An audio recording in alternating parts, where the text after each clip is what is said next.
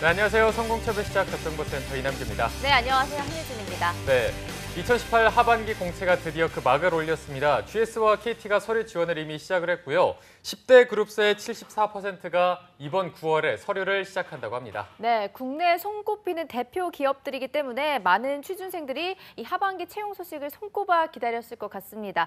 이번 기회에 절대로 놓치면 안 되겠죠. 네, 그래서 2018 하반기 공채의 주인공이 여러분들이 되게 하기 위해서 저희 잡정보센터가 각 기업마다 채용 소식을 맞춤으로 해서 전해드리고 있으니까요. 오늘도 저희가 든든하게 책임을 져야 될 것 같습니다. 맞습니다. 오늘 하루 역시 잡정보센터로 시작하는 여러분들을 위해서 응원을 담아서 힘차게 시작해 보도록 하겠습니다. 화요일 잡정보센터 지금 출발하시죠.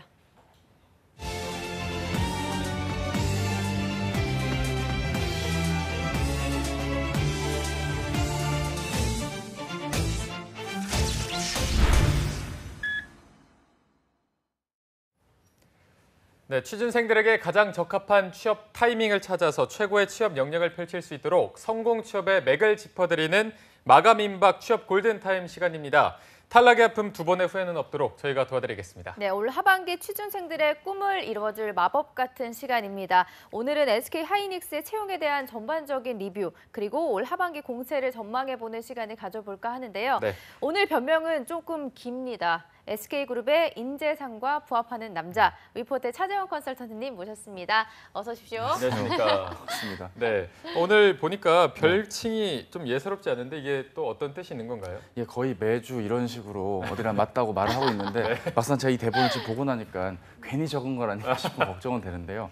어쨌든 그 SK그룹의 인재인 VWBE, 의욕 쪽이고 뭔가 지식에 있어서의 혁신과 패기를 추구하는 인재상의 모습을 담아 오늘 방송에서 쓰일 다양한 어떤 전략이나 정보를 전해드리겠다는 마음에서 적어봤는데 여러분의 입사를 향한 마음만큼은 아직 좀 부족하네요. 제가 좀 더 분발을 해야 될 것 같습니다. 아, 네.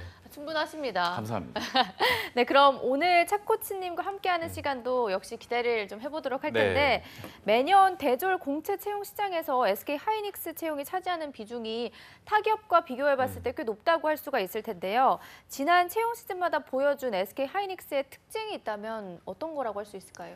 사실 뭐 경기도 어렵고 채용을 뭐 많이 하네 적게 하네 얘기들이 많은 이때지만 상시 채용도 하고 있고 공채도 하고 있고 거의 뭐 채용을 이렇게 많이 해도 되나 싶은 수준의 업황의 발전만큼이나 상시 채용이 활발하다는 것이 첫 번째 특징이라고 할 수 있겠습니다.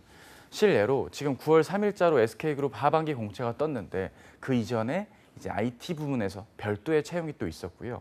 지난 공채와 공채 사이 그리고 지난 겨울에도 상시로서 채용을 이어왔습니다.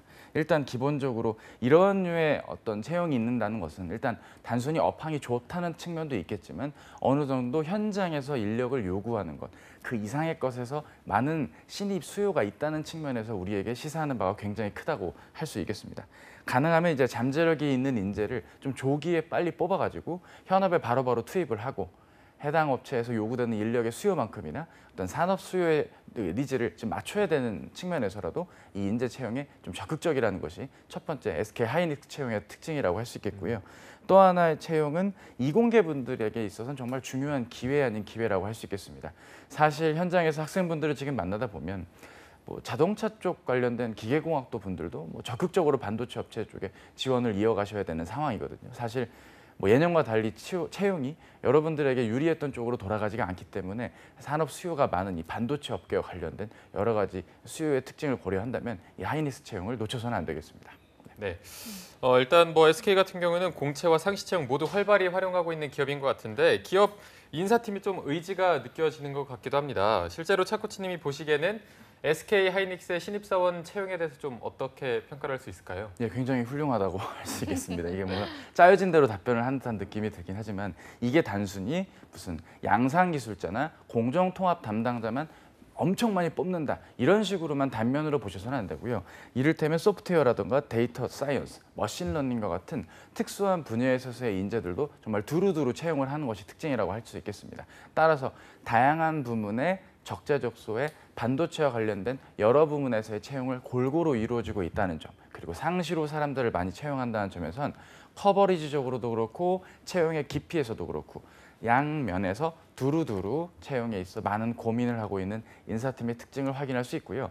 하이닉스와 관련된 채용의 기사들은 조금만 검색을 해보셔도 채용 담당자분들의 인터뷰를 통해 Q&A를 통해서도 여러분들이 궁금해하실 수 있는 상황들을 기본적으로 점검이 가능하시다는 것도 채용팀의 어떤 고민, 그 적재적소에 적합한 인재를 뽑겠다는 하이닉스 채용팀의 의지를 확인할 수 있다고 저는 생각합니다. 네, 알겠습니다. 그럼 이제 실제로 공고를 보면서 SK 하이닉스의 채용 관련 사항들을 한번 살펴보도록 할 텐데요. 화면으로 한번 보도록 하죠. 네, 저희가 화면을 보면서 조금 비교를 해보면서 얘기를 해보도록 하겠습니다. 이게 지난 상반기 그리고 수시공채와 비교했을 때 어떤 차이점 같은 게 있을까요? 예, 일단은 뭐 지금 공고가 준비가 되어 있는 건지는 모르겠지만 기본적으로 여느 때와 다를 바가 없이 채용이 이루어지고 있는 상태입니다. 일부 채용 포털에는 그 내용이 나와 있진 않지만 일단 우리가 채용이라 할 때 SK그룹 채용을 먼저 좀 살펴볼 필요가 있습니다. 네. SK그룹은 이제 에너지 화학 부문이 있고요. 정보통신과 반도체 부문 크게 두 파트로 나뉩니다. 에너지 화학의 경우는 이제 이노베이션을 필두로 여러 계열사들을 주로 이루고 있고요. 정보통신은 이제 전통의 어떤 SK CNC, SKT, 브로드밴드 쪽에 있고 그 밖에 이제 반도체인 하이닉스를 채용으로 꼽을 수가 있겠습니다. 기본적으로 공정통합 부문과 양산기술을 중심으로도 채용이 나와 있고 인문계 분들을 위한 채용의 TO들도 현재 나와 있는 상태인데요. SK그룹의 하반기 공채 TO가 약 4,500명 선이라는 어떤 재계 전망이 있습니다. 이 4,500명이 뭐 동일하게 무슨 n분의 1로 나눠가지고 뭐 10개 계열사니까 450명씩 뭐 이렇게 채용을 하는 것이 절대 아니거든요. 통상적으로 500명 선에서 최대 700명까지도 예측은 가능하나 어느 정도 SK 하이닉스의 경우는 채용의 TO를 리미트를 걸다기보단 최대치로 뽑을 수 있는 인원을 뽑아가지고 어떻게든 인력을 활용해야 되는 측면의 어떤 니즈도 있습니다. 왜냐하면 그 중복 합격자들이 덜어 있기 때문입니다. 이를테면 삼성전자 쪽에 취업을 하시는 분 혹은 반도체 외사 장비 업체들에도 취업을 하시는 분들이 덜어 있기 때문에 이 중복 합격의 수요와 이 교집합적인 그 인재들을 제차하더라도 최소 못해도 450명에서 500명의 채용이 필요하기 때문에 어느 정도 채용의 규모가 리미트가 있다기보단 그 공고에 나와 있는 느낌으로서 최대 3자리 내에서 다양한 부문의 사람들을 뽑는 게 특징이라고 할 수 있겠습니다. 네. 다양한 부분 중에서도 올 하반기에 가장 좀 많이 채용할 것으로 예상되는 직무가 있다면 어떤 거라고 볼 수가 있을까요? 네, 일단 공고를 통해 확인이 되겠지만 기본적으로 공정 과정에서 필요한 여러 인재들의 모습으로서 공정 통합 부문이 있을 것이고 양산 기술자분들도 충분히 많은 부분에서 인재 수요가 있을 것으로 보입니다.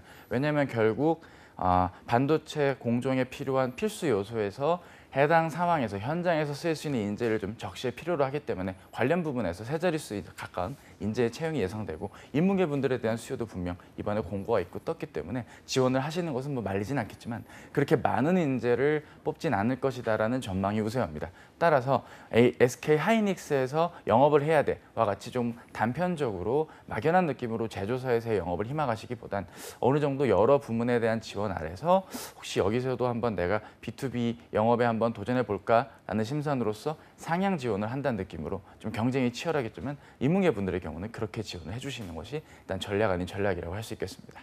네.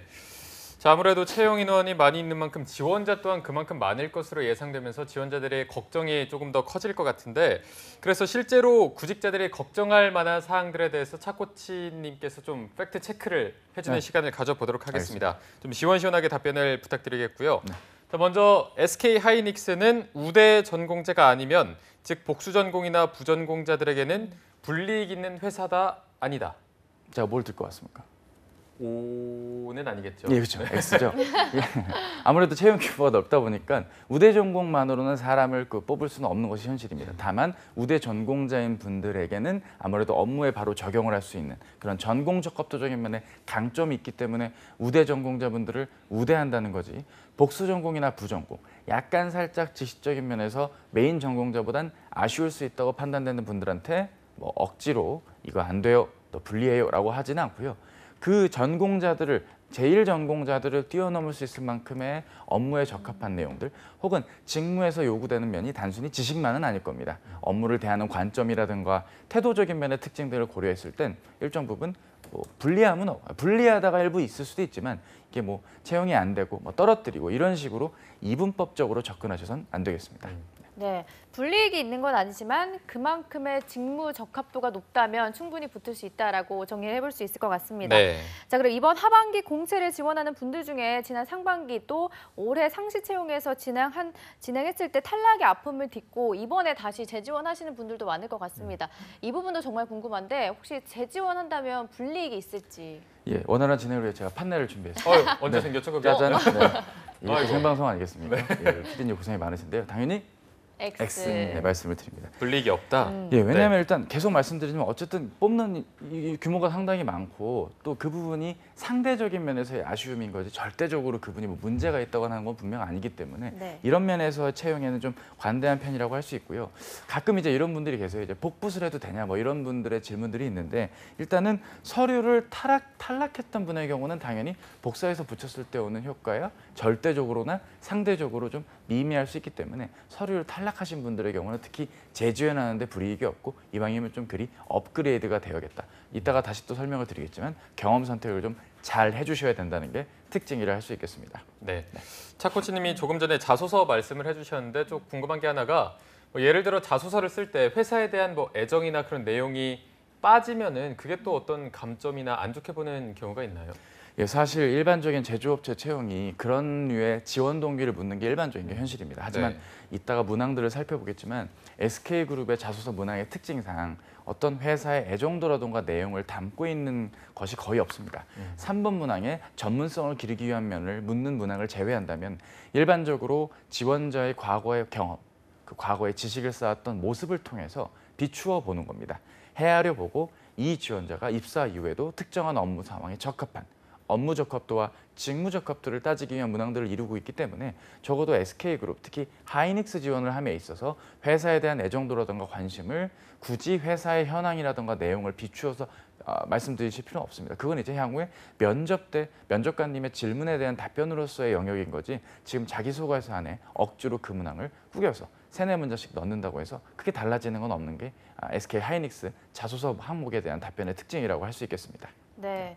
그리고 또 궁금한 게 지원자들도 많고 채용 규모도 크다 보니까 회사의 채용 설명회나 현직자 부스 상담 등을 어떤 식으로 좀 똑똑하게 이용할지도 궁금합니다. 예, 사실 우리 이공계 분들이 좀 착하십니다. 우리 문과분들이지 않습니까? 저희는 문과다 보니까 좀 이렇게 좀 좋게 말하면 이렇게 똘망똘망하게 접근을 합니다. 이렇게 질문을 하면 답변을 좀 더 듣지 않을까 하는 게 있는데 우리 이공계 분들의 특성상 뭔가 좀 시원시원하게 그죠? 빨리 요거 좀 이렇게 무슨 그 월세방 알아보듯이 그죠? 이게 견적을 본인의 스펙이나 이력을 쭉 보여드리고 요 정도면 요거 보이시죠? 요거면 어떻게 될까 안 될까요? 요런 약간 좀 단편적인 접근을 하시는 분들이 있는데요. 최대한 입체적으로 접근을 해주시는 게 좋겠습니다. 기본적으로 내가 지금 이 정도인데 가능할 거에 대한 질문보다는 내가 만약에 지금 이 부분에서 이런 업무를 담당한다 했는데 제가 학교 때 배웠던 그 지금 성적 증명서 같은 걸 떼서 한번 보여드리면서 전공 때 배웠던 요런 면을 어필한다면 가능할까요? 와 같은 작성에 필요한 요인이라든가 본인의 어떤 경험적인 측면에서의 특징과 실제 업무 상황과의 어떤 접점 이런 좀 연결고리를 찾기 위한 질문들을 업무 내용을 묻는 즉 아니면 업무를 대하는 그 현업 담당자님들의 생각이라든가 내용들을 채용 부스나 설명회를 통해서 한번 확인해 보시는 것도 좋고요. 무조건적인 카더라를 확인하는 식의 채용 설명회 접근은 조금 지양해 주시는 게 좋겠습니다. 이렇게 말씀을 드려도 여러분들의 특징을 잘 압니다. 왜냐하면 사람이 아무리 멀쩡하고 괜찮은 사람도 이 대졸 공채 시장에 들어오면 사람이 좀 이상해지는 게 마련입니다. 아무래도 불안해지고 본인이 잘못됐다는 게 아니고요. 불안한 마음에 자꾸 무언가를 확인받고 싶고 고민은 덜하면서도 효과는 더 거두고 좋은 성과를 이루고 싶다 보니까 질문 자체가 굉장히 단편적이고 고민을 안 하게 되는데요. 고민을 한 만큼 채용 설명이라든가 회사의 여러 자료들을 확인해 보시는 것도 현명한 구직 활동의 방향이 아닐까 싶습니다. 네. 자, 일단 접근은 입체적으로 하라 이런 말씀을 해주셨고요. 맞습니다. 지금부터는 그러면 SK 하이닉스 지원 시에 전형별로 어떻게 특징들을 이해하고 또 남은 기간을 어떻게 대비를 해야 되는지 차 코치님과 함께 알아보도록 하겠습니다. 자, 먼저 첫 번째인 SK 하이닉스 자소서에 대한 좀 난이도는 어떤 편인가요? 일단은 소위 경험을 묻는 시리즈로 이제 이야기가 이어지고 있기 때문에 사실 두 분도 뭐 지원서 같은 거 한 번쯤은 써보셨지 않겠습니까? 네. 대부분이 이제 지원 동기 이런 굉장히 막연하거든요. 그냥 내가 좋아가지고 지원한다는 건데 뭐 어쩌자는 거야. 뭐 이렇게 답변하면 사실 할 말이 없는데 그런 면에서라면 경험 중심으로 문항을 묻기 때문에 그렇게 어렵지 않을 수도 있습니다. 하지만 요즘 트렌드에 가까운 이런 NCS식 경험 기반의 자소서 작성에 약하신 분들, 즉 자기소개서 작성 횟수가 그리 많지 않으신 우리 초심자분들이 보셨을 땐 굉장히 당황스러울 수밖에 없습니다. 왜냐하면 각각의 항목들이 묻는 문항의 특징과 입사 이후에 내 업무를 대하는 관점과 태도로 연결을 지어줘야 됨에 있어서 뭔가 좀 분리가 되어 있으시거든요. 일반적인 구직자분들이 이제 이런 컨텐츠라든가 방송 혹은 외부의 특강이나 강연 등을 통해 만나시는 분들의 특징은 경험을 많이 물으니까 경험을 정리하라고 근데 지원 동기 적는 게 너무 어려운데 내 전공이 어디에 쓰일 수 있지? 이렇게 좀 뭔가 연결되어 있지 않고 분리되어 구직 활동을 준비하시는 게 자소서 작성 때 특히 많은 분들이 실수하시는 오류입니다. 적어도 경험을 통해 나의 어떤 면을 연결짓는데 좀 많은 할애를 지금부터 좀 해주시고 고민을 해주셔야 되기 때문에 그런 면에선 작성을 많이 못한 분들은 좀 어렵다고 할 수 있고요. 그런 면에 익숙하신 분들께서는 작성이 좀 용이하다는 게 특징이라 할 수 있겠습니다. 네. 그래서 오히려 더 세세하게 나를 정리하는 것도 필요하겠습니다. 입체적으로 본인의 이야기를 정리하시는 게 관건입니다. 네. 네, 알겠습니다. 그럼 또 특별히 어려워하는 항목이 있다면 예를 들어서 설명을 해주시면 좋을 것 같습니다. 예, 일단은 뭐 화면을 통해서 만나볼 수 있으면 일단 화면 나올까요? 네, 나오겠죠? 예, 일단 문항 두 가지가 일반적으로 오프라인상에서 구직자분들을 만난다거나 여타 문의를 받았던 주요 문항들입니다. 하나씩 문항들을 보도록 하겠습니다. 일단 첫 번째, 자발적으로 최고 수준의 목표를 세우고 끈질기게 성취한 경험을 쓰세요. 자, 일단 이 자발적으로 최고 수준을 세운다. 요 말에 대해서 구직자분들의 첫 번째 궁금증은 개인적인 영역에서의 자발적인 최고 수준을 적어도 되느냐 안 되느냐입니다. 이를테면 본인이 이제 중국어 자격을 따고 싶은데 3개월 내에 9HSK도 아니고 신 HSK 5급을 딸 수 있나요? 라고 무슨 학원 부스에서 상담한 분과 상담한다는 느낌으로써 에피소드의 오프닝을 열어주시는 분들이 계시는데 이거를 적고 안 적고에 따라 합부를 좌우하진 물론 않습니다. 하지만 이게 한번 생각을 해보십시오. 두 가지 설명을 드리고 싶습니다. 첫째, 많은 이들과 함께 협업을 해야 되는 회사에 지원을 하시는데 협업 상황, 조직 생활, 단체 활동 속에서의 자발적인 최고 수준의 목표를 언급하여 이 지원자가 어떤 지원자인지를 가늠을 해야 되는데 개인적인 영역의 자발적 수준을 말씀하셨다면 조금 설득이 힘들 소지가 있겠습니다. 둘째, 학점이라든가 어학과 같이 당연히 목표를 높게 잡아야만 하는 상황에서 자발적으로 이게 높게 잡았다라는 정황을 좀 전제 상황으로서 상황 설명까지 좀 해주셔야 되기 때문에 그래야 어떤 적합도가 조금 떨어질 수도 있다는 측면이 아쉽다고 할 수 있습니다. 실제로 오프라인에서 만나다 보면 이제 이런 류의 컨텐츠를 다루는 여러 취업 강사님들과 컨설턴트님들이 계신 거 압니다. 그분들의 텍스트나 영상을 제가 부정하겠다는 게 아니라 매우 많은데요. 실제로 면접까지 가는 분들 중에 상당수는 자발적인 수준의 목표의 이야기를 본인의 어떤 학업적인 면이나 특정 업무에 필요한 전문성을 기르기 위한 노력의 과정에서 목표 그 이상을 잡고 노력하시는 에피소드도 적고 계십니다. 따라서 어떤 방법이 있어? 이렇게 쓰면 될 거야. 제가 지금 이런 얘기를 드리는 게 아니고요. 이왕이면 단체 활동 속 자기의 영역 내에서 최고 수준의 목표를 적어줘도 좋고 그렇지 않더라도 좀 납득이 가능한 수준의 개인적 영역에서의 최고 수준의 목표를 잡아보시는 게 필요하겠죠. 단순한 공부만이 아니라 전문성이라는 면에 한번 주목을 해주시고 본인의 학부 시절 이력들을 조금만 점검해 보실 것을 부탁을 드립니다. 끈질기게 성취했다는 말을 하려면 일단 기한의 제약이라는 게 있고 본인이 뭔가를 꾸준히 했다는 기간적인 요인이 글에 꼭 들어가 주시는 게 특징이라 할 수 있겠습니다. 그리고 전체적으로 문항들 4가지 밑에 다 가이드가 나올 거예요. 각각의 가이드를 오늘은 시간 관계상 CG라던가 내용이 넣진 않겠지만 그 요소들이 글 안에 들어가는 것이 확인의 어떤 포인트라고 할 수 있겠습니다. 네. 또 하나는 이제 4번입니다. 혼자 하기 어려운 일에 다양한 자원 활용, 타인의 협력을 최대한으로 이끌어내어 팀워크를 발휘, 공동의 목표 달성에 기여한 경험을 쓰라. 자, 일단은 역시나 혼자 하기 어려운 일이란 포인트니까 그리고 팀워크란 단어가 나와 있으므로 당연히 단체 활동 속 나의 모습에 비추어서 헤아려야 됩니다. 혼자 하기 어렵다는 말을 한번 생각해 봅시다. 혼자 하기 어렵다는 건요. 내가 맡아야 될 역할이 한 가지 이상일 수도 있고요. 본인에게 기대되는 역할이 있는데 그 기대 역할에 못 미치는 아직은 좀 경험이 부족하다거나 관련 프로젝트나 업무의 지식이 조금 모자라거나 좀 아쉬울 수 있는 순간임을 좀 일정 부분 글의 할애를 최소 한 문장이라도 좀 해주셔야 되는 게 특징입니다. 그리고 목표가 당연히 드러나야 되는데요. 공동의 목표가 먼저 나와주고 그 공동의 목표를 실현하기 위해선 나는 개인적으로는 어떤 목표가 있었다라는 것도 같이 좀 적어주셔야 됩니다. 결국 타인의 협력을 최대한 이끌었다고 하였기 때문에 협력에 필요한 요인들을 따져보셔야 되는데요. 이 협력이라는 게요. 본인이 리더일 때가 있고 리더가 아닐 때가 있는 겁니다. 만약 이 에피소드에서 리더셨다면 리더의 역할과 리더가 아닌 구성원의 역할을 병행하셔야 됨에 있어 본인이 어려움을 겪으신 겁니다. 따라서 리더의 역할을 할당했다기보단 본인의 맡은 역할 중에 일부를 주변의 조언을 구한다거나 도움을 청함으로써 한정된 기한 내에 공동의 목표를 같이 달성했던 쪽으로 끌고 가셔야 됩니다. 만약 내가 리더가 아니었다면 리더를 비롯한 권위자 혹은 리더급에 가까운 어떤 조언자에게 조언을 구하고 어려움을 해결하기 위한 대안을 수령, 조언을 받아서 실천했던 쪽으로 글의 후반부를 구성해 주시면 되겠습니다. 네, 이해되십니까? 예, 이게 바로 어려워하는 문항들의 특징이라고 할 수 있겠습니다. 네, 일단 1번과 4번이 좀 상대적으로 어려워 보이는 것 같은데 그럼 반면에 좀 상대적으로 뭐 쉬운 건 없겠지만 덜 어려웠던 문항이 있다면 어떤 게 있을까요? 네, 그렇죠. 덜 어려운 건 이제 그나마 덜 어려운 게 3번 문항입니다. 왜냐면 이게 전문성을 기르라 하면 이제 기본적으로 본인이 학부 때 공부했던 거나 프로젝트 했던 걸 그냥 좀 알아보시기 쉽게 적어주시면 되는 거거든요. 그리고 가이드 안에 충분히 나와 있습니다. 전문성을 기르기 위한 노력의 과정이라던가 기간 등을 이제 작성해 주시면 되는 부분일 텐데요. 무엇보다도 중요한 것은 지원 분야와 관련해서 특정 영역의 전문성이라는 부분이 첫 번째 포인트입니다. 특정 영역의 전문성이라고 한다는 건 이제 본인이 지원하시는 부문 그리고 직무에서 요구되는 업무 내용이나 성격, 특징 등이 글의 초반부에 나와줘야 됩니다. 그래서 이러한 업무 내용과 특징이 나와주고 이러한 업무 내용과 특징에 필요한 게 A라는 전문성이다라고 문제 나와준 다음에 그러면 그 A라는 전문성을 기르기 위해서 지식적으로는 어떻게 노력을 하셨고 경험적으로는 어떻게 노력하셨고 이렇게 분야를 나눠서 접근하셔도 가능하고요. 프로젝트 속 나의 그 경험이 나의 강점으로 혹은 그 전문성으로 단계별로 축적되었다면 하나 혹은 두 가지 정도의 프로젝트가 좀 일목요연하게 결과 중심으로서 기술이 되어주시는 게 좋겠습니다. 자, 이제 이런 컨텐츠를 보시면 결과 중심적으로 적으라라는 말을 듣고 또 그걸 그대로 적으시죠. 결과 중심적으로 적으라.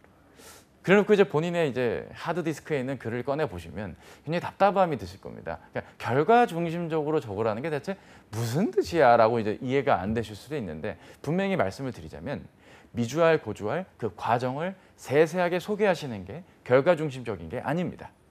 과정의 시작과 끝을 대략적으로 한 문장 정도 적어주시고 그 과정에서 이러한 걸 발견했다. 이러한 능력을 발휘했다.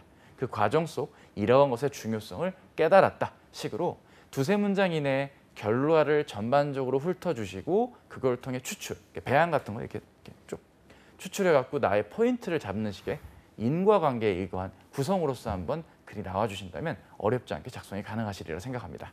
네, 그리고 SK 계열사들의 자소서를 보면 -1, 이렇게 1-1, 2-1 이런 식으로 두 개씩 문항이 나뉘는데 이걸 네. 꼭 적어야 하는지 아닌지에 대한 취준생들 사이에서 논쟁이 있었거든요. 차코치님 보시기에 어떠신지? 논쟁이까지 그렇군요. 일단은 예, 무조건 다 적어주는 게 좋겠죠. 저희가 뭐 이런 비유까지는 안 들려고 했는데 남녀 관계로 한번 예를 들어보겠습니다. 여자친구분이 남자친구분한테 나를 얼만큼 좋아하는지 표현해달라. 내가 어디가 좋은지 얘기해달라 그랬는데 한두 개만 얘기합니다. 딱히 좀 여러 개 듣고 싶은데 한두 개만 딱 최소한의 조건 있죠. 네. 정말 킬링 포인트만 얘기해주고 별 얘기를 안 합니다. 그럼 이제 여자분이 좀 서운하죠. 날 정말 사랑하나? 좀 얘기 더 해주면 좋을 텐데. 좀 약간 비유가 극단적일지 몰라도 왜 기업에서 다시 이 경험을 묻는지를 한번 생각을 해주셔야 됩니다.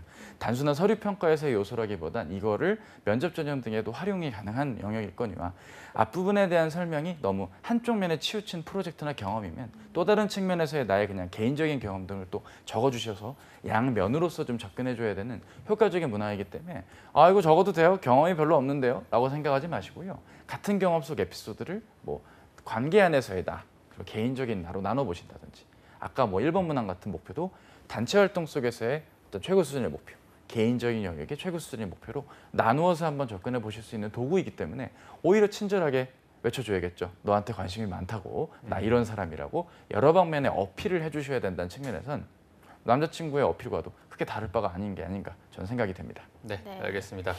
자, 그럼 이제 지금 SK 하이닉스 자소서를 쓰는 분들도 계실 테고 또 아니면 향후에 SK 계열사에 대해서 자소서를 쓰는 분들도 계실 텐데 이런 분들을 위해서 좀 자소서를 쓸 때 이것만큼은 꼭 유의를 해라. 당부 말씀이 있다면 어떤 게 있을까요?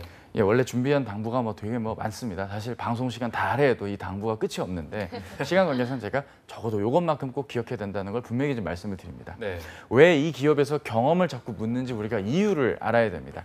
해당 경험을 통해 이 지원자의 면을 확인하겠다는 의지입니다. 단순히 저는 이 직무에 이런 면이 좋아서 이런 면을 잘할 수 있어서 지원했어요 라는 식으로 사람을 뽑지 않겠다는 겁니다. 정말 직무와 업무 내용에 적합한 아이의 모습으로서 적합한 지원자의 태도와 형편으로서를 확인하기 위함이기 때문에 이런 식의 자소서를 잘 쓰시려면 경험을 결과 중심으로 정리해야 됩니다. 이 경험을 단순히 나 4학년 1학기 때 뭐 유체역학 수업 때 이런 거 했어요. 이거 어쩌고 막 이런 식으로 접근하셔서는 안 됩니다. 적어도 내가 어떤 활동 때 협업을 한 거, 협업이 리더일 때와 리더가 아닐 때 한 거, 내가 책임감을 발휘한 거, 내가 관계적에서 갈등을 해결한 거, 내가 무언가 전문성이라 가까울 수 있는 내 전공 지식을 길렀던 거, 이렇게 기업이 선호하는 주요 문항들의 발제들이 있습니다. 혹은 뭐 개선적 사고도 있고 목표 지향적인 거, 이런 것들 기준으로 내 경험을 새롭게 그동안 세로로 정리하셨다면 이젠 좀 가로로 정리하시는 작업이 일정 부분 필요할 것이고, 이러한 면모가 입사 이후에 특정 업무의 모습과 어떻게 맞닿아 있겠구나라고 좀 헤아려질 수 있게 글을 좀 이제 쓰셔야 될 시기가 왔습니다. 이공계 분들은 좀 특징이 바로바로 글을 쓰시는데, 이제 하이닉스를 비롯하거나 뭐 공기업이나 공공기관 지원하시는 분들이 소위 이런 경험을 적는 문항을 작성하심에 있어서 주저하시는 분들이 있거든요. 아, 이걸 내가 어떡하지? 쓰다 말다 그러다가 이제 9월 14일 마감이 되는 겁니다. 그러면 안 되지 않겠습니까? 적어도 일단 초안으로 작성을 좀 먼저 해보시고 전체적인 어떤 틀을 잡은 다음에 세세하게 글을 적어 내려가시는 게 이 바쁜 시기에 빠른 입사 지원을 위한 현명한 선택이라 할 수 있겠습니다. 네, 알겠습니다. 그럼 이어서 이제 인적성 전형에 대해서도 살펴보도록 하죠. SK 인적성 시험이 타 기업들에 비해서 좀 난이도가 높다고 알려져 있는데 이번에도 같은 정도로 예상을 하시는지. 예, 뭐 예상을 뭐 이미 이 영상을 보실 정도의 그 구직 활동에 대한 관여도가 있는 분들은 적어도 SKCT 즉 SK그룹의 인적성 문제가 어려운 난이도라는 건 인지하고 계실 겁니다. 하지만 이게 쉬운 분들도 계십니다. 그러니까 무슨 얘기냐면 그만큼 이제 상대성이 있는 것이고요. 사실 인적성 문제집이 지금쯤이면 이미 6권 정도는 6권도 좀 적죠. 한 8권 정도는 문제풀이가 이미 완료가 된 상태에서 주말이나 뭐 평일 오전 시간대에 그냥 가볍게 한 세트씩 거의 수능으로 치면 100일 앞두고 이제 모의고사 푸는 느낌으로 조금씩 접근을 해주셨어야 되는 겁니다. 제가 오늘 이 방송을 통해서 무슨 이게 영역이 어떻고 뭐가 나오고요 이런 얘기는 문제집만 구매하셔도 앞에 있는 내용들이라 뭐 이걸 미주알 고주알 설명드리고 싶진 않고요. 한번 반성의 시간을 스스로 좀 가져보셨으면 좋겠습니다. 나쁜 의미가 아니고요. 아니 왜 나 좀 공채기간이라 서류 얘기 듣고 싶은데 왜 저 강사님이 나한테 뭐라고 하지? 이렇게 접근하지 마시고요. 지금 늦지 않았으니까 지금이라도 주말에 단 50분이어도 좋으니까 특정 영역을 시간을 재서 푸시는 시간을 이제부터 좀 확보를 하셔야겠습니다. 실제로 10월 5일 날 발표가 나고요. 10월 14일 이때 이제 인적성 시험을 봅니다. 9일 동안 이 영역들을 커버한다? 이거 불가능합니다. 여타 채용 담당자분들은 이런 말씀들을 주시죠. 아무래도 유형을 익히는 게 중요해요. 유형 중심으로 풀어주세요. 지난번에 이제 기아 채용 담당자 대리 과장님들도 그런 말씀 주셨죠. 그분들 말씀에서 유형을 파악하라는 말씀이 9일 남았으니까 유형을 파악해요가 아니고요.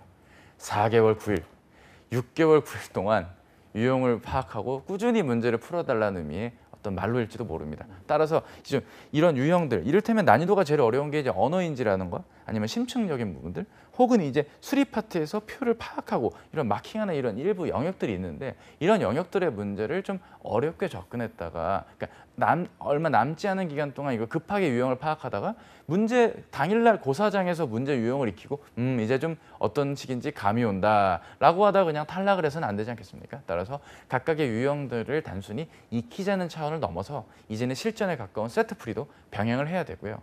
그럼 이제 이렇게 말씀하시면 이제 걱정들 하시는 게, 아니 그럼 뭐 강의를 들으라는 얘기입니까? 문제집을 사라는 얘기입니까? 예, 본인에게 맞는 접근이 있는 겁니다. 독학을 해야 될 분들은 독학을 하시면 되고요. 외부의 강의라든가 기관 교육 등을 필요하시면 해당 기관의 교육 등을 받는 것도 추천을 드립니다. 이게 방학 기간이 아니고 이제 공채 시즌이 됐기 때문에 시간이 이제 얼마 없어요. 우리가 지금 이럴 뭐 고민을 해야 될 단계가 지났기 때문에 바로 이제 실행을 해야 된다는 게 여러분들에게 요구되는 특징이니까 좀 실천을 하는 모습을 이 인적성 고사에 대한 게 비단 SKCT뿐만 아니라 G사트라든가 여러 회사들의 인적성 시험 문제들도 등한시하지 마시고 바쁘다고 핑계대지 마시고 꼭 평일이 아닌 주말 오전이라도 좋으니까 문제를 좀 풀어보셨으면 하는 게 좀 부탁 아닌 부탁이라 할 수 있겠습니다. 네, 뭐 인적성 시험은 항상 풀까 말까 고민하는 분들이 많은데 항상 풀어라라고 컨설턴트 분들이 대답을 해주시는 것 같은데요. 저희가 이제 바로 다음 면접 전형을 한번 살펴보도록 하겠습니다. SK그룹의 면접 특징이 있을 텐데 어떤 특징이 있다 이렇게 정리할 수 있을까요? 예, 일단은 해당 직무의 적합함을 이제 구조화 면접이라는 이름으로 면접을 하게 됩니다. 네. 사실 뭐 지금 진행을 하시는 우리 두 진행자님께서는 이제 아나운서 면접, 뭐 캐스터 면접 이런 걸 보시다 보면 아무래도 좀 약간 순발력이나 즉흥적인 걸 좀 요하지 않겠습니까? 네. 반면에 여기는 그런 건 아니고요. 좀 차분한 분위기에서 과거의 이력이라던가 앞으로 벌어질 미래의 일들에 대해서 과연 이 지원자가 얼마만큼 판단하고 행동할지를 묻는 식의 이런 좀 구조화된 질문을 묻는 패턴이 있고요. 전공 지식적인 기반에서 이 지원자가 얼마만큼 해당 지식을 이해하고 있는지도 파악하는 류의 질문들도 덜어 나오는 경우들이 있습니다. 대개 이제 좀 시간 관계상 많은 얘기는 못 드리겠지만 이 특히 SK그룹과 같은 곳에서의 면접 준비를 하시는 분들에겐 꼭 좀 부탁드리고 싶은 건 내가 골을 넣겠다는 느낌으로 접근을 해야지 골을 맞겠다는 심정으로 접근하면 이 면접이 굉장히 어려워질 수 있습니다. 즉 손흥민이 되셔야지, 황희조가 되셔야지 조효누나 송범근이 돼서는 안 되는 겁니다. 그게 잘못됐다는 게 아니고요. 그러니까 쉽게 말해서 내가 이 질문 나오면 어떡하지? 라고 했다가는 면접관 질문도 그 질문 좀 약한데 좀 다른 경험 없어요? 이게 말을 이렇게 던지시는 경우들이 있는데 그걸 받아들이면 또 기분이 안 좋거든요. 내가 좀 뭐 이게 이 경험이 아닌가? 이 각이 아닌데 지금 그렇게 접근하면 안 되고요. 아 그러셨냐고 그럴 줄 알고 제가 또 경험 하나를 더 준비했습니다. 이렇게 좀 유연하게 대처하고 다양하게 접근을 하여 나를 설득하고 과거의 이력이나 앞으로 벌어질 미래에 대한 내 가치관 등으로 내 태도 같은 걸로 좀 설득을 해주셔야 되는데 그러지 못한 채 자꾸 뭔가 때우기식으로 펀칭 이런 식으로 막으려고 하다가는 이 면접이 굉장히 어렵고 준비해야 될 게 많아질 것이다. 이 점만은 제가 분명히 좀 말씀을 드리고 싶습니다. 네. 그럼 기출 문제를 좀 잠깐 보면 힘든 일을 딛고 어려움을 극복했던 경험을 답해달라. 어떤 식으로 답변하면 좋을까요? 일단 뭐 힘든 거가 사람마다 다르죠. 사실 이 방송국까지 오는 이 여정 굉장히 힘들고 어려운 게 사실입니다. 왜냐하면 저희 집이 이제 5호선 끝자락에 있다 보니까 이 5호선을 타고 광화문역까지 오는 게 굉장히 힘들어요. 자, 제가 지금 얘기를 이렇게 했습니다. 이게 지금 힘들다고 생각되십니까? 힘들다고 생각 안 되십니다. 사람마다 힘든 거의 여부가 다릅니다. 그러니까 본인만 알아먹게끔 말을 하면 안 된다는 얘기를 전 지금 드리는 겁니다. 본인이 했던 프로젝트, 본인이 했던 활동, 본인이 했던 학업을 일방적으로 설명만 하시면서 이게 어려웠고 힘들었다고만 어필을 해봤자 면접관이 설득이 안 된다는 겁니다. 그 어려움을 어떻게 인지하고 있고 어떻게 바라보면서 입사 이후에 어떻게 극복할 건지 그러니까 업무상의 어려움을 어떻게 극복할 건지의 모습을 입사 이후에 그런 모습을 보려고 이 과거의 이력을 묻는데 본인만 알아먹는, 본인만 이해할 수 있는 식의 어려움을 일방적으로 그냥 말씀만 하셨다간 좋지 못한 결과가 초래할 수도 있겠죠. 따라서 정확한 설명, 정확한 가이드의 방향이 일정 부분 답변 내에서 요구되는 것이 특징입니다. 네. 기출 문제 하나만 더 좀 살펴보도록 하겠습니다.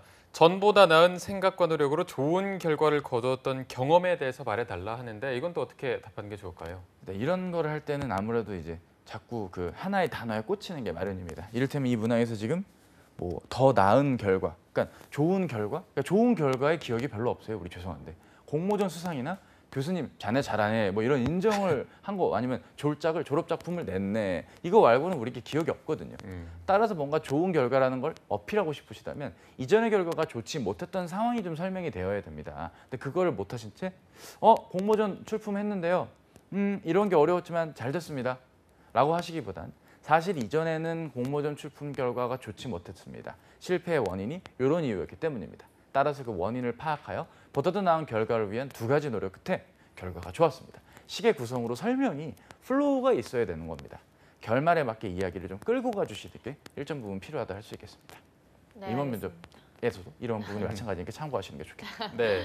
지금 차코치님 마이크가 생각보다 잘 안 나오고 있어서 내용을 저희가 조금 정리해 드리는 시간을 가지겠습니다. 일단은 뭐 힘든 거 할 때 나 이거 막 힘들어요 말을 해봤자 받아들이는 분들이 공감이 안 되면은 이게 왜 힘들지? 이렇게 그쵸. 시작부터 삐딱하게 받아들일 수밖에 없기 때문에 조금 공감하려는 노력, 공감하려는 거는 정말 평소에도 이게 왜 힘든가, 이게 누구한테 힘들까 이런 부분을 좀 생각을 계속 해주셔야 될 것 같습니다. 그래서 조금 힘든 거에 공감대를 먼저 형성하고 나서 얘기를 하면은 듣는 분들도 더 좀 쉽게 잘 듣게 되고 더 좀 열린 마음으로 듣게 되기 때문에 공감을 좀 만들려는 노력이 필요할 것 같고요. 네. 어떻게 이 정도면 좀 정리가 잘 됐습니까? 아주 잘했습니다. 네, 잘 됐습니까? 그러니까 결과적으로 상대 잘 들리나요? 여러분 들리세요? 네, 다행입니다. 어쨌든 그 정리하자면 각각의 문항들이 문항의 조건에 맞게 묻는 말에만 답변을 하면 잘 안 들리는 거고요.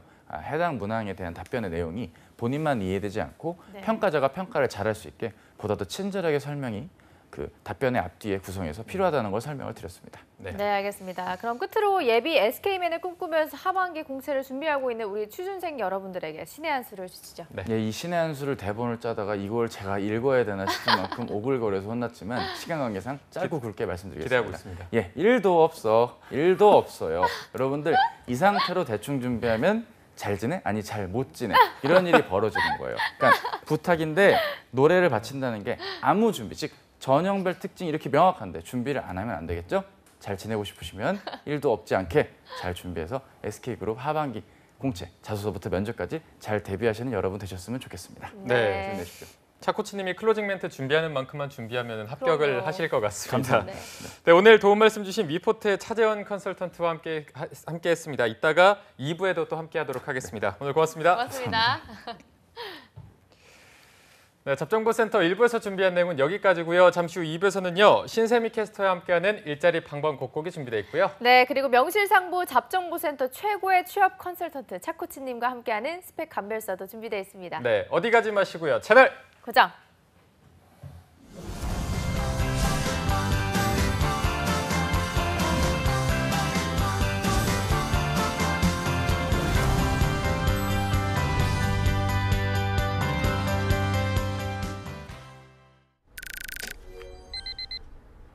무리한 야근과 회식은 퇴근 후 업무 연락도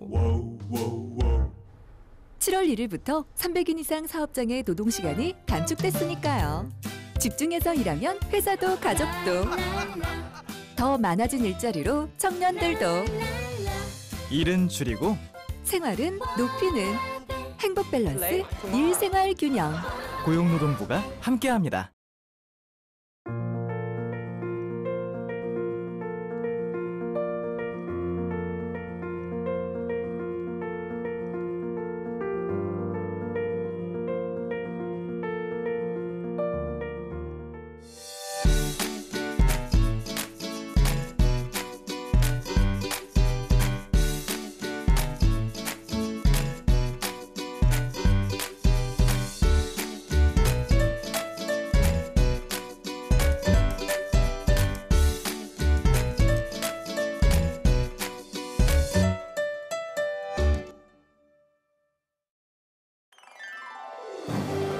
한국 직업 방송을 보면 취업이 보입니다.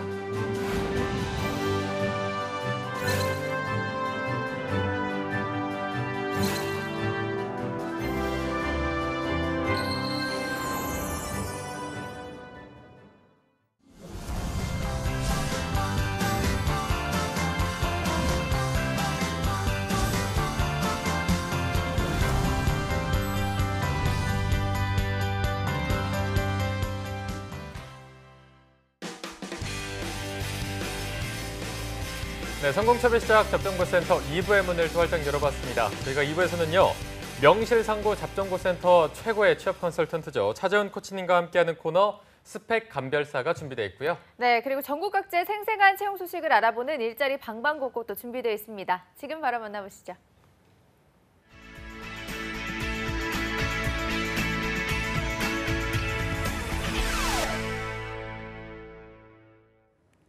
네, 매일매일 전국 각지의 생생한 채용 정보를 알아보는 일자리 방방곡곡. 오늘은 부산으로 먼저 가보겠습니다. 부산 고용센터의 노혜윤 주무관님 연결돼 있는데요. 주무관님 안녕하세요. 안녕하세요. 부산 고용복지플러스센터 노윤입니다. 네, 주무관님 오늘은 어떤 채용 소식이 준비되어 있을까요? 이번 주 소개해드릴 부산 지역 구인기업은 남구 문현동 소재의 주식회사 부산은행입니다. 부산 경남 금융회사로 채용 분야는 실내 인테리어 디자이너 1명입니다. 건축 디자인에 대한 3차원 모델링 및 시뮬레이션 작업, 현장 점검 등 업무를 수행하며 지원 자격은 학력은 무관하고 경력은 2년 이상자 지원 가능합니다. 그 밖에 업무 관련 전공자 3D 맥스, 캐드, 캠, 스케치업, 포토샵, 일러스터 프로그램 능숙자 우대한다고 합니다. 고용 형태는 12개월 계약직으로 계약 만료 후 12개월 연장 계약 검토하여 재근무 가능하고 주 5일 근무로 급여는 연봉 2,400만 원 이상, 상여금 200% 별도로 있으며 경력에 따라 면접 시 급여 협의 가능하다고 합니다. 접수 마감일이 9월 14일까지이니 관심 있으신 구직자분은 워크넷 확인 후 첨부된 자사 이력서와 포트폴리오를 준비하여 이메일로 지원해 보시기 바랍니다. 네, 실내 인테리어 디자이너 1명을 채용할 예정이라고 합니다. 관심 있는 구직자 여러분들은 자세한 지원 자격과 우대사항 체크하셔서 지원하시기 바랍니다. 주무관님 바로 다음 소식도 알아보겠습니다. 다음으로 소개해드릴 기업은 사천시 산안면 소재의 주식회사 코덱 사천공장입니다. 항공 부품 제조업체로 채용 분야는 환경공학 기술자 1명입니다. 공무팀 소속으로 대기 및 수질시설 관리 및 보건, 안전 폐기물 관리 업무를 수행하며 지원 자격은 학력은 무관하나 해당 직무 3년 이상 경력자로 대기 및 수질 산업기사 이상 자격증 필수 소지로 선임 조건을 충족하여야 합니다. 그 밖에 컴퓨터 활용 능력 우수자, 인근 거주자, 차량 소지자, 운전 가능자 우대한다고 합니다. 주 5일 근무로 급여는 연봉 2,800만 원에서 3,000만 원 이상으로 경력에 따라 면접 시 급여 조정 가능하고 복리후생으로 기숙사, 차량 유지비, 교육비 지원, 자녀 학자금 지원, 주택자금 지원 등이 있다고 하니 참고하시기 바랍니다. 채용 시 마감되는 구인건으로 관심 있으신 구직자분은 워크넷 확인 후 이력서, 자기소개서를 준비하여 이메일 지원해 보시기 바랍니다. 네, 채용 시 마감되는 구직건이니까요. 구직자 여러분들의 빠른 지원 바라겠습니다. 주무관님 오늘 소식 고맙습니다. 고맙습니다. 네, 이번에는 전주로 가보겠습니다. 이효순 주무관님이 다시 돌아오셨다고 하는데요. 주무관님 잘 지내셨나요? 네. 네, 주무관님 오늘 채용 소식 알려주시죠. 예, 이번 주 소개해드릴 전북 지역 업체는 주식회사 피치케이블입니다. 전라북도 전주시 덕진구 팔복동에 소재하고 있으며 탄소 발열 벤치, 한지 탄소 발열 방석 제조업체에서 제품 개발 및 연구 개발, 제품 개발 업무를 수행할 자동차 부품 조립 검사원 1명을 채용합니다. 학력은 대졸 이상 가능하며 해당 업무 경력 3년 이상 되신 분 지원 가능합니다. 주 5일 근무에 근무 시간은 오전 8시 30분부터 오후 6시까지이며 급여는 월 300만 원 이상이며 면접 후 결정 가능하다고 합니다. 채용 시 마감되는 구인건이므로 지원을 희망하시는 분은 이력서, 자기소개서를 준비하셔서 이메일로 접수해 주시기 바랍니다. 네, 3년 이상 경력의 조립검사원 1명을 구인하고 있습니다. 관심 있는 구직자 여러분들의 많은 지원 바라겠습니다. 이효순 주무관님 다음 소식도 알려주시죠. 다음에 소개해드릴 채용 정보는 주식회사 삼보판지입니다. 전라북도 익산시 용제동에 소재하고 있으며 골판지 및 골판지 가공 제품 제조업체에서 골판지 박스 생산기계 제조 및 제어 업무를 담당할 건설 격리 사무원 1명을 채용합니다. 학력은 고졸부터 초대졸까지 지원 가능하며 경력은 무관하게 지원 가능하다고 합니다. 우대사항으로는 경북 상주 공장에서 3개월 OJT 실시 후 익산 공장 근무 가능하신 분을 우대한다고 합니다. 복리후생으로는 기숙사, 교육비 지원, 자녀 학자금 지원, 직원 대출 제도가 있다고 합니다. 주 6일 근무로 급여는 연봉 3천만 원입니다. 접수 마감일이 9월 29일까지이므로 지원을 희망하시는 분은 이력서를 준비하셔서 회사에 직접 방문하여 접수해 주시기 바랍니다. 네, 건설경리 상무원 1명을 채용한다고 합니다. 구직자 여러분들의 많은 관심과 지원 바라겠습니다. 주무관님 오늘 소식 고맙습니다. 네, 고맙습니다. 네, 지금까지 일자리 방방곡곡 경남과 전북 지역의 채용 정보 알아봤습니다.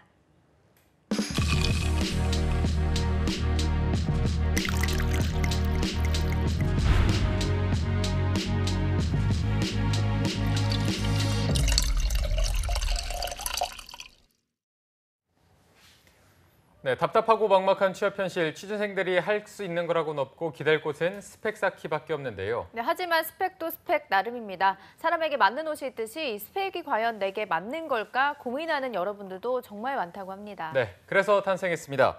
취준생 맞춤 스펙 감별 프로젝트 스펙 감별사 시간입니다. 네, 오늘 도움 말씀 주실 스펙 감별사는 화요일마다 찾아오는 취업 요정 겸 스물리에 리포터의 차재영 코치님 함께하겠습니다.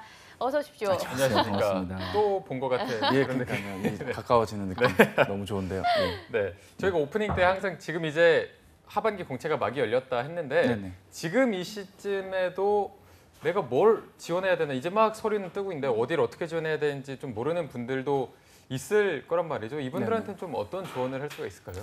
뭐 이런 표현이 방송에 적절할지 모르겠지만 좀 아픈 말씀, 뼈를 때리는 말씀을 짧게 좀 드리자면 어저께 제가 외부에서 무료 특강을 했는데 한 구직자분이 저한테 이런 질문 주셨어요. 강의 수강하면 합격할 수 있나요? 예, 뭐 그분을 제가 놀리겠다는 게 아니라 비하하겠다가 아닌 게 아니라 본인이 고민을 한 만큼 결과가 나와야 될 시기인데 어떤 결제라던가 어떤 활동을 안 한 상태에서 요행을 바라는 느낌으로서 이 구직 활동을 바라보시면 어려울 수 있기 때문에 본인의 고민과 노력을 했다는 전제 아래 이번 채용에 좀 참여해 주시는 게 좋겠다 말씀을 좀 드리고 싶습니다. 네, 알겠습니다. 그리고 또 취업 요정이 또 있습니다. 2부의 도우미 신세미 캐스터와 함께하겠습니다. 안녕하세요. 안녕하십니까. 네, 오늘도 맛깔나게 사연을 소개해 주시기 바라고요. 자, 그럼 오늘 사연 들어가기 전에 자신의 스펙을 분석받고 싶다면 어떻게 신청하면 좋을지부터 알려주시죠. 네, 이번 코너에서는 한국직업방송잡정보센터와 네이버 카페 취업대학교가 함께하고 있습니다. 매주마다 차코치님과 함께 여러분의 스펙에 관해서 고민과 궁금증을 해결해 드리니까요. 자신의 스펙에 관해 고민이 있다면 취업대학교에 많이들 신청해 주시기 바랍니다. 또 신청해 주신 분들은 방송 끝에 한 분을 추첨해서 오픽스퀘어 대표 강사 니나의 오메가 오픽 온라인 강의 수강권을 드리고 있으니까요. 끝까지 함께해 주시기 바랍니다. 네. 자, 그러면 오늘 바로 어떤 스펙에 관한 고민들이 있는지 알아서 살펴보도록 하겠습니다. 첫 번째 신청글을 바로 신세미 캐스터가 읽어주시죠. 네, 첫 번째 아이디 강상희 25살 여성분이고요. 지방대학교에서 국어 언어 문화학과를 나오셨고 학점은 4.5 만점에 3.5입니다. 어학은 오픽 IM2 있고요. 신 HSK 6급 가지고 있습니다. 경력으로는 인천공항 한국문화재재단에서 체험센터 계약직으로 근무를 했었고요. 입사를 희망하는 곳이 제주항공과 이스타항공, 에어서울, 아시아나, 대한항공, 항공사 계열입니다. 일반직 영업팀 또는 공항직 여객 운송 직무 원하고 있고요. 하고 싶은 말은 짧고 굵습니다. 경쟁력이 있을까요? 네, 경쟁력 알겠습니다. 있을까요? 네. 강상희님 경우를 보니까 지상직을 준비하다 보니 스펙에 관련해서 고민이 많은 것 같습니다. 이 부분 어떻게 조언하면 좋을까요? 예, 일단은 뭐 경쟁력이 100% 있다라기보다는 지원 자격은 가능하시다. 그래서 경쟁은 해볼 만하지 본인이 우위에 있다라고 말씀드리긴 사실 어려운 게 있습니다. 하지만 이제 지상직의 경우라면 이제 지상직의 채용의 어떤 특징이 있기 때문에 그 특징을 한번 우리가 살펴볼 필요가 있을 텐데요. 일단 지상직도 이제 국내 회사의 지상직이 있고 외항사의 지상직이 있습니다. 국내 항공사의 지상직의 경우는 사실 그 회사의 직원이 될 확률이 더 높으시기 때문에 아무래도 경쟁이 치열하고 복리후생이 좀 뛰어난 편이다 보니 본인이 경쟁에서 조금 불리하실 수도 있습니다. 하지만 이제 외항사의 경우는 좀 얘기가 다른데요. 외항사 본사가 현지 한국 지사를 설립한 경우에 그 지사로의 취업이 일단 있고요. 그다음에 이제 제너럴 세일즈 에이전시라고 해서 GSA, 그러니까 총판 대리점 같이 외항사가 국내에 지사를 들이는데 비용이 좀 많이 드니까 우리나라의 특정 에이전시에 이제 위임을 하는 곳, 그곳에서 취업을 하시는 경우가 있습니다. 그 경우는 뭐 특정 외항사의 직원은 아니겠지만 한국 지사에 가까운 성격이기 때문에 연봉적인 면도 사실 3천대 중후반 선에서 나쁘지 않게 받으시게 됩니다. 하지만 마지막으로 이제 그라운드 홀딩 그라운드 핸들링 에이전시. 여기서 이제 GHA라고 하는데 이거는 이제 사실 정말 우리가 공항 안에서 소위 수화물이나 체크인 일을 하시는 분들 중에 특정 항공사의 소속으로 옷은 입고 계시지만 그게 이제 뭐라고 할까요? 이제 아웃소싱 업체에 해당되는 거거든요. 그 경우는 연봉이 2천만 원이 좀 될까 말까 한 수준으로서 좀 열악한 것이 현실입니다. 따라서 본인이 이게 GHA의 회사인지 GSA의 회사인지 아니면 외항사의 경우는 지상직인지 아닌지를 좀 일정 부분 따져보시거나 검색만 조금 해보셔도 충분히 제가 지금 드리는 말씀에 해당이 되니까 파악을 해보실 필요가 있고요. 이런 류의 어떤 지상직을 노리시는 분들께 드리고 싶은 얘기는 어학적인 면의 강점이 좀 요구된다는 점입니다. 적어도 본인께서 오픽 IM2가 아니라 IH 정도는 꼭 받아주셔야만 본인의 중국어 실력만큼 커버가 된다는 것도 기억해 주시고요. 중국어 말하기에 강점이 있으시기 때문에 이제 동방항공이나 남방항공 같은 그런 중화권 계열의 저가항공사의 지상직을 한번 노려보시거나 이에 해당되는 GSA 에이전시에 한번 노려보시는 것도 일정 부분 필요하겠습니다. 그리고 본인이 적어도 면접까지 고려한다면 과거의 이력을 통해서 서비스 마인드를 발휘했다거나 다른 일을 위해 희생하고 배려했던 이야기들을 좀 녹여주셔야 되는데 경력사항을 보니까 체험센터 계약직 근무 때 단순한 안내를 했다기보단 좀 특수한 상황, 돌발 상황 속에서도 본인의 역할을 맡아 최선을 다했던 이야기들로 꾸려보신다든지 아니면 글쎄요. 뭐 어학연수 갔다 오시고 워킹홀리데이 갔다 오신 건 맞는데 근무 경험은 많다고 했지 어떤 부분을 한 거는 좀 안 적혀 있지 않겠습니까? 근무 이력을 단편적으로 소에다 염을 줬고요. 햄 가공했어요. 이렇게 말씀하시면 안 되고 그 과정에서 뭐가 어려웠고 뭘 도와줬고 어떻게 협업했고 이런 식으로 했던 활동 위주로 정리를 하시는 노력 필요하겠습니다. 정리하자면 경쟁력이 없진 않으나 우위는 아니다. 노력을 해야 된다는 말씀 꼭 좀 부탁드립니다. 네. 그럼 이제 차코팀이 말씀해주신 어학 점수나 뭐 경력이 좀 생기면 경쟁력이 어느 정도 우위에 있다고 볼 수가 있을까요? 그게 이제 우위에 있는데 뭐 국내 항공사의 지상직은 좀 비교 여리가 있을 수도 있고요. 외항사의 경우도 외항사 메인 법인은 좀 동등하게 그리고 GSA는 우위 그리고 GHA는 완전 바로 입사 가능하다. 근데 연봉이 2천이 안 될 수도 있으니까 그 점이 좀 아쉽다고 할 수 있겠죠. 네, 알겠습니다. 자, 이제 두 번째 사연을 바로 알아보도록 하겠습니다. 아이디가 굉장히 재밌네요. 바로 한번 읽어주시죠. 네, 아이디가 기기리리 크 26살 남성분인데요. 이분은 학교가 남해대 전기과에서 4.5 만점에 4.18 학점 가지고 있는데 편입을 하셨습니다. 부산 국립대 부경대에서 제어 계측학과를 4.5 만점에 3.9 학점 가지고 있고요. 어학 점수는 토익이 745점, 자격증은 전기기사랑 한국사 1급 있습니다. 입사를 희망하는 곳은 한전과 부산교통공사, 남부발전 등 전기 관련 공기업이나 대기업 전기 관련 업무를 원하고 있고요. 이분은 하고 싶은 말을 보면 고민이 참 많은 걸 느낄 수가 있는데요. 요새는 자소서에 학벌에 대한 언급을 하는 것이 감점 요인이 되지만 그렇지 않은 회사에서 편입에 대한 얘기를 쓰는 것이 강점이 될까요? 단점이 될까요? 두 번째는 영어 점수가 고민됩니다. 지원 가능 700점 이상이라고는 하지만 한전 서류 점수 기준에 터무니없고 대기업을 지원한다고 했을 때도 너무 터무니없는 점수고 하지만 다른 공기업은 영어 점수를 보지 않는다고 해서 이번에 하반기 때 NCS를 준비하려고 했는데요. 그 회사들만 공략한다고 해서 합격한다는 보장이 없고 지원 가능한 회사 범위도 작고 중고등학교 때 공부를 해본 적이 없어서 사고력이나 창의력, 논리력, 문제 해결 능력이 남들보다 현저히 떨어지는 게 사실인 상태입니다. 특히 수리가 너무 약합니다. 하반기 필기가 2달도 안 남았는데요. 자소서와 NCS를 지금부터 시작해서 뚫을 자신이 없습니다.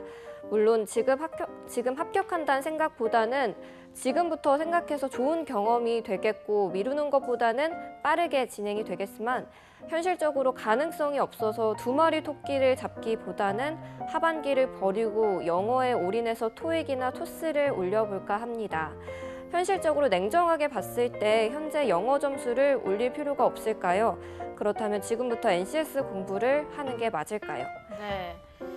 기리리님 닉네임은 좀 장난스러웠는데 고민만큼은 정말 많이 하고 있는 것 같습니다. 네, 장문에 또 편지를 보내주셨습니다. 차코치님이 하나하나 짚어주시면 좋을 것 같아요. 예, 일단은 사실 이분 그냥 오프라인에서 뵙고 한 2-5시간 말을 해도 좀 모자른 게 사실입니다. 그러니까 이분께는 그냥 각각의 전형에 대한 특징, 스펙에 대한 얘기하기 앞서서 하나만 그냥 개인적으로 좀 여쭤보고 싶은 게 있습니다. 일단 이분이 과연 정말 본인이 직장을 구함에 있어서 무엇이 가장 우선순위의 최일선인지를 한번 좀 생각을 해주셔야 되지 않을까 싶습니다. 사연을 감안해 보자면 영어 점수가 고민인데 결론은 NCS 하기 싫어요거든요. 제가 뭐라고 하는 게 아니라 본인의 판단 기준에 너무 많은 조건들이 지금 개입이 되어 있는 겁니다. 만약에 공기업을 희망하십니까? 공공기관 입사하고 싶으세요? 예, 그럼 NCS 대비는 당연히 해야겠죠. 근데 한전은 못 쓸 것 같아요. 지금 상태에서. 그럼 일단 토익은 토익도를 하시되 점수가 나오면 지원할 수 있는 거고 점수가 안 나오면 그렇지 못한 데를 쓰셔야 되는 거 아니겠습니까? 그리고 본인이 적어도 학점이 4점대 그리고 3점대 후반이 나올 정도의 이 각각의 이력들을 놓고 본다면 절대 어떤 학업적인 면에서 성실도라던가 사람 자체의 됨됨이는 정말 만점짜리 구직자입니다. 따라서 본인의 이 만점짜리 노력과 매력만큼을 각각의 전형의 노력으로 이어가 주시는 걸 필요하겠습니다. 편입에 대한 걱정을 하셨는데 걱정하지 마십시오. 물론 일부 기관들과 포인트에서 편입에 대한 이력 가지고 이 사람을 채점하는 경향들은 사기업엔 일부 있습니다. 하지만 공공기관의 블라인드 면접의 경우라면, 블라인드 채용의 경우라면 지금 이 부분은 크게 걱정하지 않으셔도 될 부분입니다. 물론 면접 때 질문은 받으실 수는 있지만 어디까지나 자기 개발의 영역으로서 본인을 한 단계 업그레이드 했다는 쪽으로 초점을 맞춰주시면 됩니다. NCS 수리가 약합니다. 예, 말씀하신 것 같은데 NCS 그 수리 부분이 약한 게 인적성인지 이게 지금 NCS인지 제가 좀 구분이 안 되는데 예, 공부하시면 됩니다. 공부를 안 했는데 가상의 적을 두고 이게 어려워서 어쩌지요라고 고민하시는 건 적절치 못하겠습니다. 적어도 지금부터 내가 가장 자신 있게 할 수 있는 것부터 조금씩 무리하지 않고 현실적인 계획을 세워서 실천을 하셔야 됩니다. 주로 이제 주중에 뭐 개인적인 생각과 사색을 많이 하십니까? 그럼 주말 위주로만 구직 활동하시면 됩니다. 주중엔 주말에 못한 걸 메우시면 되겠습니다. 생각이 지금 너무 많고 복잡합니다. 심플하게 단순하게 접근해 주실 필요가 있고요. 마지막으로는 이제 영어 고민만 하지 마시고요. 제가 이렇게 고민할 시간에 차라리 NCS 문제 하나 덮습니다. 그렇게 접근해 주시는 게 좋고 네. 전공 필기와 같은 노력들도 공부를 하셔야 되니까 일정 부분 확인을 해주셔야겠죠. 끝으로 하나만 더 말씀을 드리자면 한 번에 완벽하게 끝나겠다는 생각은 절대 하셔서 안 됩니다. 긴 호흡으로 좀 보셔야 되고요. 내년 상반기까지 이 게임이 이어질 수도 있기 때문에 좀 긴 호흡으로만 접근해 주실 것을 부탁드립니다. 기운 내십시오. 우리 리리크님 기운 내시면 되겠습니다. 네, 알겠습니다. 네, 자 그럼 마지막 순서 바로 진행해 보도록 하죠. 니나쌤의 오픽 온라인 수강권을 받을 행운의 주인공 오늘 차코치님이 뽑아주시겠어요? 예, 오픽은 니나쌤이라고 합니다. 이 오메가 오픽 수강권 저는 첫 번째 우리 강상희 양께 드리도록 하겠습니다. 부디 오픽 점수 IH까지 올려서 지상직 꼭 합격하세요. 네, 알겠습니다. 그러면 당첨자 강상희님 당첨 축하드립니다. 축하드립니다. 네. 자 그리고 이외에도 신청해주신 분들 모두 감사하다는 말씀드리고요. 지금까지 위포트의 차재원 컨설턴트 그리고 신세미 캐스터 두 분과 함께했습니다. 고맙습니다. 고맙습니다. 네, 접정보센터 오늘 준비한 내용은 여기까지고요. 내일도 성공 취업의 맥을 짚어드리는 마감 임박 취업 골든타임은 계속됩니다. 네, 저희는 내일 오전 10시에 웃는 얼굴로 찾아뵙겠습니다. 시청해주신 여러분 고맙습니다. 고맙습니다.